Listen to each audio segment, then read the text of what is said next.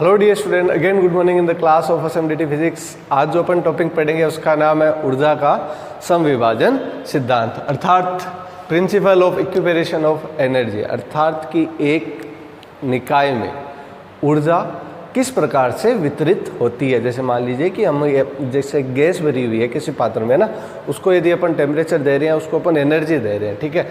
तो एनर्जी कैसे उन परमाणुओं में क्या होगी, मतलब विभाजित होगी, ठीक है। तो इसके लिए ऊर्जा का समविभाजन का सिद्धांत क्या कहता है कि किसी निकाय की ऊर्जा उसके समस्त परमाणुओं में उसकी स्वतंत्रता की कोटियों में समान रूप से क्या होती है, वितरित होती है। फॉर एग्जाम्पल के लिए यदि अपन बात करें किसकी, मोनो एटॉमिक गैस की, अपन बात करें मोनो एटॉमिक गैस, तो मोनो एटॉमिक की गैस के लिए स्वतंत्रता की कोटियाँ कितनी होती है, 3n। तो यहाँ पर 3 क्या होगी स्वतंत्रता की कोटि। तो यदि मैं मान लूँ कि औसत ऊर्जा 1/2 kT है, तो इसकी कुल ऊर्जा अर्थात ऊर्जा समविभाजन के सिद्धांत के अनुसार 3/2 kT क्या हो जाएगी, इसकी ऊर्जा हो जाएगी परमाणु की। अर्थात कि जो परमाणु की ऊर्जा है उसकी स्वतंत्रता की कोटियों में समान रूप से क्या होती है, वितरित होती है। दैट मीन्स यदि किसी परमाणु की स्वतंत्रता की कोटि 3 है तो और यदि मैं ऊर्जा कितनी मान लूँ 1/2 kT, तो यह समान रूप से अर्थात 3/2 kT के रूप में क्या होगी, विभाजित होगी। यदि मैं डाइएटॉमिक के लिए बात कर लूँ, ठीक है, तो उसके लिए स्वतंत्रता की कोटियाँ कितनी होती है, 5। इसमें अपन बात भी किए थे पीछे ना, तो इसकी जो एनर्जी रह जाएगी वो कितनी हो जाएगी, 5/2 kT।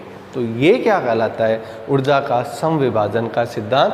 अर्थात किसी परमाणु में या किसी निकाय में उस निकाय की जो एनर्जी है वो उसकी स्वतंत्रता की कोटियों में समान रूप से, अर्थात ऐसे नहीं कि एक पार्टिकल को ज़्यादा एक पार्टिकल को कम, या गैस के किसी पार्ट को ज़्यादा किसी पार्ट को कम, ऐसा नहीं होगा। मतलब इक्वली क्या होगी, उसमें डिस्ट्रीब्यूट होगी अर्थात वितरित होगी।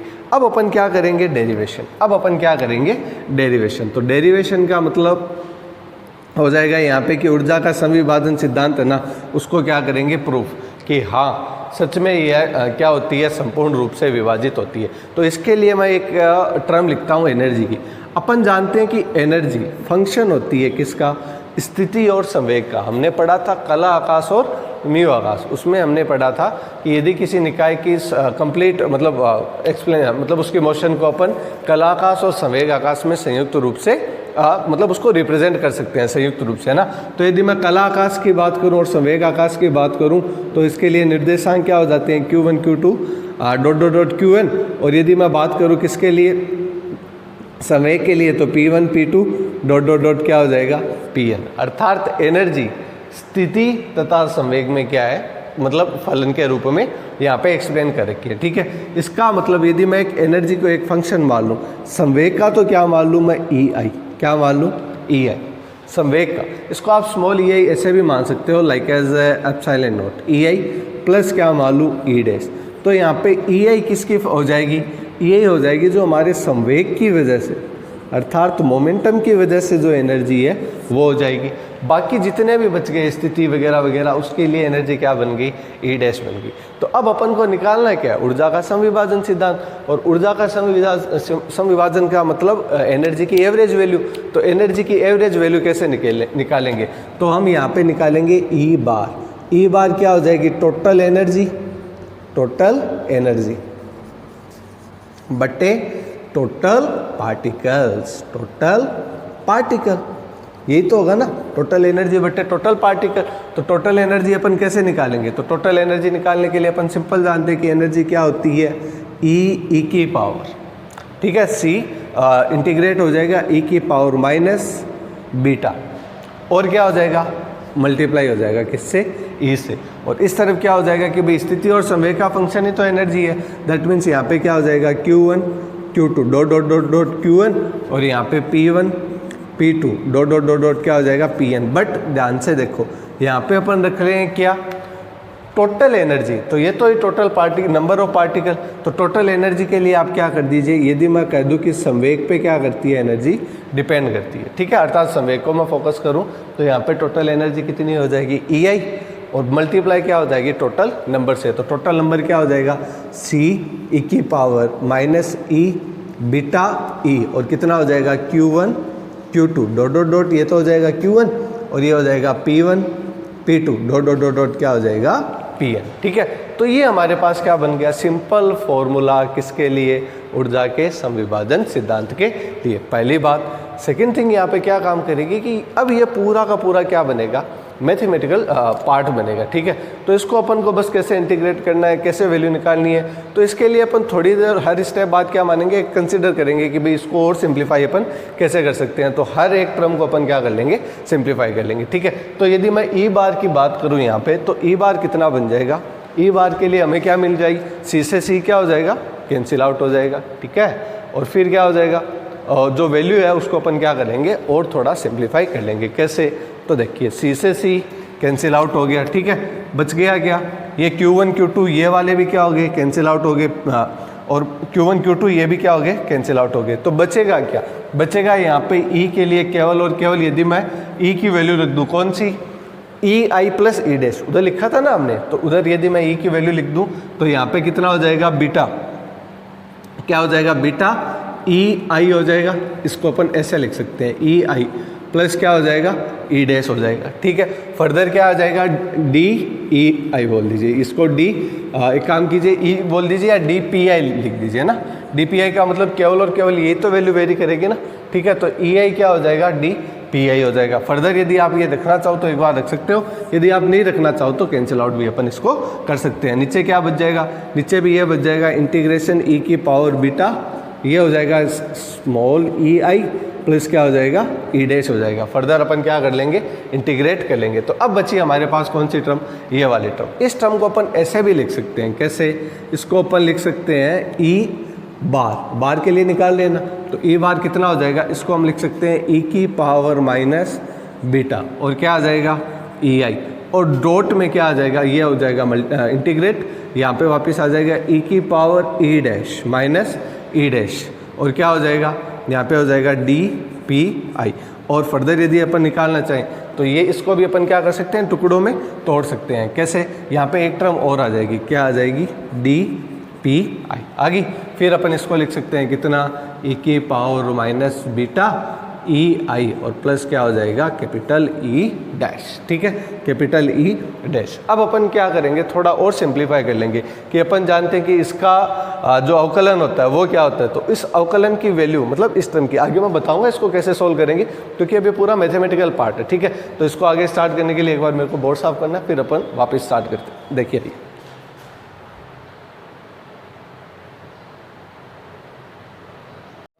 जो वैल्यू निकालेंगे वो किसके लिए होगा, समविभाजन के लिए। ठीक है, समविभाजन के लिए मतलब टोटल एनर्जी बटे टोटल नंबर ऑफ पार्टिकल्स। ठीक है, तो देखिए अब अपन क्या करेंगे, ये जो ई आई हमारे पास आया ना, तो नीचे डी पी आई भी लिखना था, जो नेक्स्ट टर्म थी ना, उसमें अपन डी पी आई इसलिए लिखते हैं क्योंकि पी किसका फंक्शन है, ई आई का फंक्शन है ना, तो डी पी आई तो लिखा जाएगा, ऊपर भी लिखा जाएगा और नीचे भी लिखा जाएगा, पहली बात। दूसरी बात ये कि यहाँ पे देखो, इसको जब अपन खोलेंगे ना तो हमारे पास यही वैल्यू आएगी, कौन सी, ई की पावर माइनस बीटा ई डैश, तो ये इससे क्या हो जाएगा, कैंसिल आउट हो जाएगा। तो केवल और केवल कितना बचेगा, केवल और केवल हमारे पास बचेगा ई की पावर माइनस बीटा ई आई, और यहाँ पे कितना हो जाएगा, ई आई डी पी आई, और सेम एज नीचे बच जाएगा क्या, यह हो जाएगा ई की पावर माइनस बीटा ई आई, और मल्टीप्लाई क्या हो जाएगा, डी पी आई। ठीक है, अब देखिए यहाँ पर अपन एक चीज़ ऐसे कर सकते हैं कि यदि मैं अवकलन कर दूँ डी बाई किसका, डी बीटा, ध्यान से समझना, डी बाई डी बीटा किसका, ई की पावर माइनस बीटा ई आई का, तो ये माइनस बीटा क्या आ जाएगा, आगे आ जाएगा। ठीक है, या फिर अपन क्या करते हैं, इंटीग्रेट कर दे किसके लिए, कि भाई कांस्टेंट ये क्या आ जाएगा, बाहर आ जाएगा ई आई, और क्या आ जाएगा, माइनस आ जाएगा, और क्या आ जाएगा, ये आ जाएगा यहाँ पर कितना, ई की पावर माइनस बीटा ई आई। इसका मतलब यदि मैं इस अवकलन के आगे माइनस लगा दूँ, समझना मजा आएगा, इस अवकलन के आगे माइनस लगा दूं तो देखो ये टर्म ऊपर बन रही है ना, ई आई भी बन रहा है, ई की पावर बीटा ई आई भी बन रहा है। दैट मीन्स इस टर्म को अपन सिंपली लिख सकते हैं कैसे, ई आई बार बराबर क्या हो जाएगा, डी बाई डी बीटा, देखो माइनस आगे लगाना है, क्या हो जाएगा, ई की पावर बीटा ई आई, और आगे क्या आ जाएगा, डी पी आई, क्या बन जाएगा, डी पी आई, और अपॉन में क्या आ जाएगा, अपॉन में आ जाएगा इंटीग्रेट ई की पावर माइनस बीटा EI और क्या हो जाएगा DPI। देखिए वीडियो पूरा देखिए, ये मैथमेटिकल टर्म है, इसमें आपको कंफ्यूज नहीं होना। बस हाँ, मैथमेटिकल टर्म है तो स्टेप बाय स्टेप तो अपन को चलना पड़ेगा, ठीक है। कुछ सिंप्लीफाई करने के लिए अपन को कुछ चीज़ें क्या करनी पड़ेगी, मान के भी काम करना पड़ेगा, ठीक है। तो देखिए आइए अब अपन क्या करें, अब अपन जानते हैं कि भाई देखो, यदि मैं इसको क्या मान लूँ x, तो log x का अवकलन क्या होता है, यदि अपन सिंपल बात करें d/dx क्या हो जाएगा log x। तो log x में क्या आ जाता है 1/x, ठीक है, 1/x, और कुछ समथिंग हो तो वो आगे भी आ जाएगा। इसका मतलब इस टर्म को समझना, वापस इस टर्म को अपन लिख सकते हैं कैसे, EI बार बराबर, इसको मैं लिख सकता हूँ -d/d बीटा, और फिर क्या लिखूंगा, फिर लिखूंगा log ऑफ ये टोटल है e की पावर माइनस बीटा EI, और क्या हो जाएगा DPI। तो देखिए इससे होगा क्या, इससे क्या रहेगा कि देखो log x का आप करोगे तो 1/x, तो 1/x में क्या आ जाएगा, ये टोटल देखो नीचे है ना, e की power minus beta EI DPI, ठीक है। फर्दर क्या हो जाएगा, इसका मतलब इसको अपन क्या लिख सकते हैं, ऐसे भी लिख सकते हैं। तो अब देखिए हमारे पास केवल और केवल कितनी सिंप्लीफाई हमने वैल्यू कर ली कि अपन को केवल और केवल क्या मिल जाए, डिफरेंशिएट मिल जाए, और इसकी वैल्यू तो अपन निकाल सकते हैं क्या, ऊर्जा का समविभाजन के नियम के अनुसार वैल्यू निकाल सकते हैं। तो यहाँ पे देखिए वापिस अपन क्या करेंगे, अपन जानते हैं कि संवेग P, ठीक है। अब ये कह रहे हैं कि P किस पे डिपेंड कर रहा है, EI के, मतलब EI फंक्शन है किसका, P का, और अपन जानते हैं एनर्जी, और इसमें क्या रिलेशन होता है कि EI प्रोपोर्शनल होता है किसके, P स्क्वायर के। कैसे, 1/2 mv², एक तो m से ऊपर नीचे गुणा कर दें, P स्क्वायर बराबर 2m ही पढ़ा था हमने, है ना। P स्क्वायर बराबर अपन जानते हैं 2me होता है। तो ये देखो P स्क्वायर किसके समानुपाती हो गया, E के। तो मैं यहाँ पे कह रहा हूँ EI proportional to P square, यहाँ से प्रोपोर्शनल का साइन हटाएंगे तो इसको लिख सकते हैं अपन BP स्क्वायर। तो जहाँ कहीं भी EI आए तो अपन क्या लिख देंगे, BP स्क्वायर। तो देखो कहाँ पे आ रहा है, यहाँ पे आ रहा है ना, इसका मतलब DI बराबर कितना हो जाएगा, -d/d बीटा। क्या हो जाएगा, यहाँ पर हो जाएगा log, कितना हो जाएगा, e की पावर माइनस बीटा, EI आया तो अपन लिख देंगे BP स्क्वायर, और यहाँ पे क्या आ जाएगा DPI। ये लो थोड़ी टर्म और क्या हो गई, सोल्व हो गई। अब यदि मैं एक टर्म छोटा सा कंसिडर और कर लूँ, जिसको माना गया है कि y बराबर रूट बीटा PI, y बराबर मैं मान लूँ रूट बीटा PI। तो सर ये माना क्यों, ये इसलिए माना क्योंकि देखो स्टूडेंट यहाँ पे DPI आ रहा है, तो इसको एलिमिनेट करेंगे, इसको एलिमिनेट कोई एक टर्म मान के और कर लेते हैं ना। तो y बराबर क्या मान लिया, रूट बीटा PI। तो dy कितना हो जाएगा, क्योंकि अपन को DPY की जगह वैल्यू लिखनी पड़ेगी ना, ये बीटा क्या चला जाएगा अपोन में, तो बीटा की पावर क्या आ जाएगी, हाफ, और कितना आ जाएगा DPI। तो अपन DPI की जगह तो लिखेंगे वैल्यू ये, समझ रहे हो।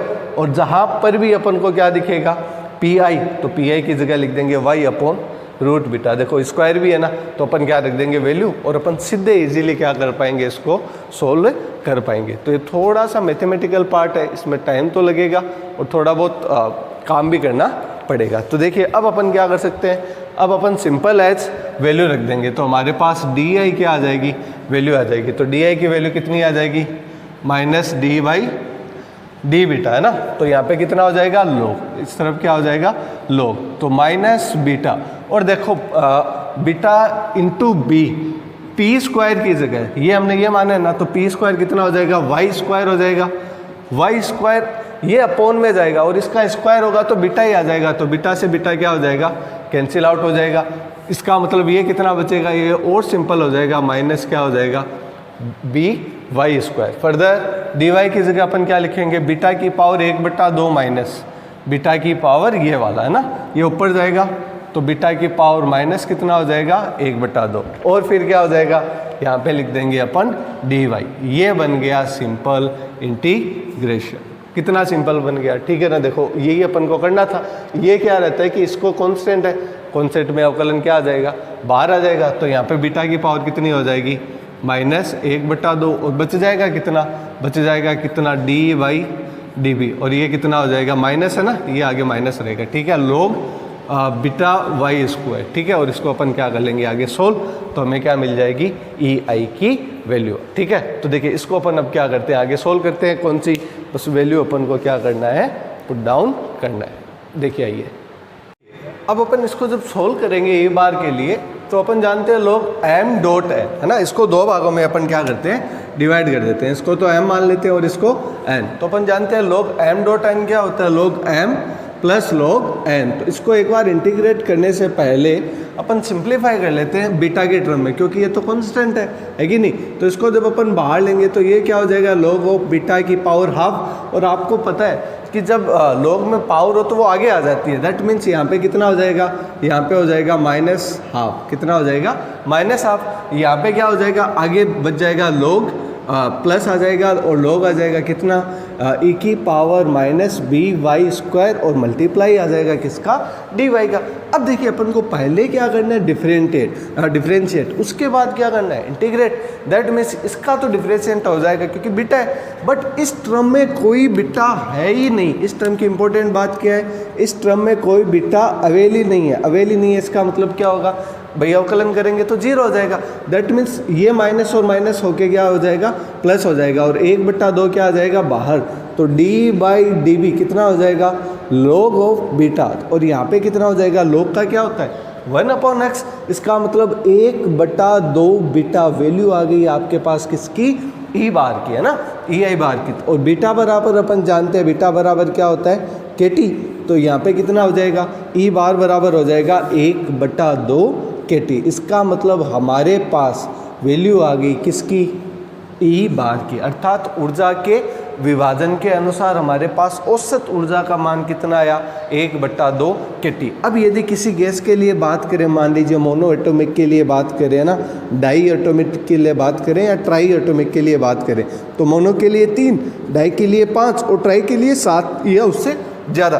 दैट मीन्स यहाँ पे मोनो एटॉमिक की बात करेंगे तो 3/2 के टी, ठीक है, 5/2 के टी, ऐसे चलता जाएगा। तो ये है प्रिंसिपल किसका ऊर्जा का समविभाजन का नियम। इसको अपन थोड़ा सा वापस देखते हैं हमने कहाँ से स्टार्ट किया था। इसकी मैं आपको समरी बनवा देता हूँ ताकि आपको वापस पढ़ने में कोई दिक्कत ना हो। पहले हमने ई माना था, ई को फंक्शन माना था किसका Q1, जहाँ पे स्थिति के निर्देशांक थे, और फिर क्या माना था P1 P2 माना था, ठीक है। और फिर हमने ई को लिया था, ई को कैसे लिया था स्मॉल ई आई प्लस क्या लिया था ई डैश लिया था। फर्दर हमने इसका क्या किया था, फिर अपन ने ई बार के लिए वैल्यू निकाली थी, सी लिखा था ऊपर और नीचे, इंटीग्रेट किया था ई की पावर माइनस बीटा ई के लिए, Q1 Q2 के लिए और P1 P2 के लिए, और इसी प्रकार से बीटा ई के लिए लिखा था Q1 Q2 के लिए और P1 P2 के लिए।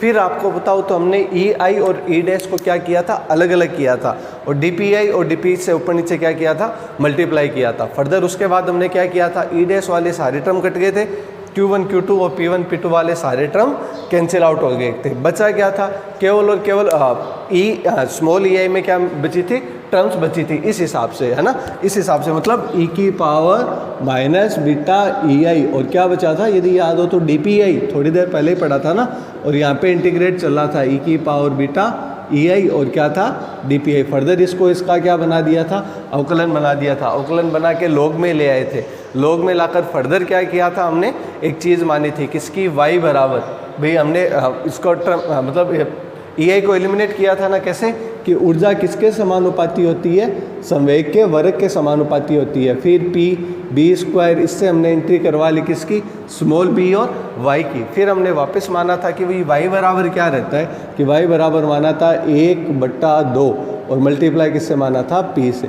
फिर क्या किया था डिफरेंशिएट किया था, डिफरेंशिएट करके हमने क्या किया था dy की टर्म में वैल्यू निकाली, और dy की टर्म में वैल्यू निकाल के हमने इस टर्म को अवकलन के रूप में लाकर क्या कर दिया 0। दैट मीन्स ये पूरी टर्म हट जाएगी और अवकलन करेंगे log x का क्या होता है 1/x, तो 1/2 बीटा, और बीटा बराबर यदि अपन क्या लिखें 1/kt, ठीक है, परंतु बीटा बराबर क्या होता है 1/2 kt, बीटा बराबर 1/kt होता है ना, बीटा बराबर होता है 1/kt। तो ये कहाँ चला जाएगा 1/2 kt ऊपर चला जाएगा, और हमारे पास क्या मिल जाएगा ऊर्जा का समविभाजन नियम से फॉर्मूला आ जाएगा कितना 1/2 kT। क्यों? क्योंकि बीटा बराबर क्या होता है 1/kT। तो ये था स्टूडेंट वीडियो किस पे, ऊर्जा के समविभाजन सिद्धांत पे, बहुत इंपॉर्टेंट है, पूछा जाता है और मतलब बड़े नंबर के लिए आता है, जैसे 5 के लिए या 6 के लिए, ठीक है। काफ़ी टाइम साथ में भी पूछ सकता है इसको, है ना। बाकी हालांकि 6 में तो पूछ ही सकता है इसको, ठीक है। तो अपन को करना क्या है कि ये इंपॉर्टेंट है, इसको 1 बार 2 बार आप देखना, पूरी मैथ समझना। केवल मैथमेटिकल टर्म है, फिजिक्स बस इतनी कहती है कि जो ऊर्जा है वो समविभाजित अर्थात समान रूप से विभाजित होती है, किसमें? स्वतंत्रता की कोटियों में। आई होप स्टूडेंट आपको ये वीडियो पसंद आया हो। इस वीडियो को पसंद आया तो इसको शेयर कीजिए, ताकि किसी को इस टॉपिक में प्रॉब्लम हो तो वो क्या कर सके, क्लियर कर सके। Again thanks for this video watching.